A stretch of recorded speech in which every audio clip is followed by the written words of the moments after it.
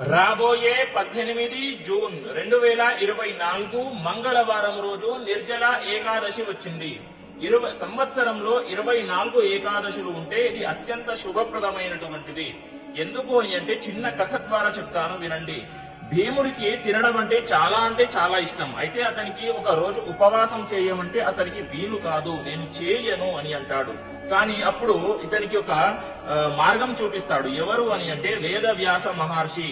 నువ్వు సంవత్సరంలో వచ్చేటటువంటి 24 ఏకాదశులు ఉండకు, ఒకటే ఏకాదశి చెయ్యి. అది ఏది అని అంటే జ్యేష్ఠమాస శుక్లపక్ష ఏకాదశి.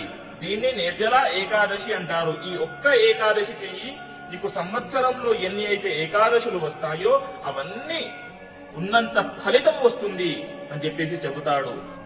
కాబట్టి ఆ రోజున మనము ఏం చేయాలి అని అంటే బ్రహ్మ ముహూర్తంలో స్నానము చేయండి. తల స్నానము చేసి ఆ రోజంతా ఉపవాసం ఉండి ఆ రోజున విష్ణు భగవంతుడి దేవాలయానికి వెళ్లి దర్శనము చేసుకుని 108 సార్లు ఓం నమో భగవతే వాసుదేవాయ అనేటటువంటి మంత్రాన్ని చదువుకోండి.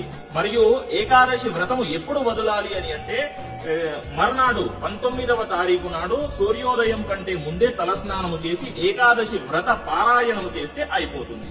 స్వస్తి, అందరికీ తెలియజేయండి. స్వస్తి, సర్వే జనాః సుఖినో భవంతు.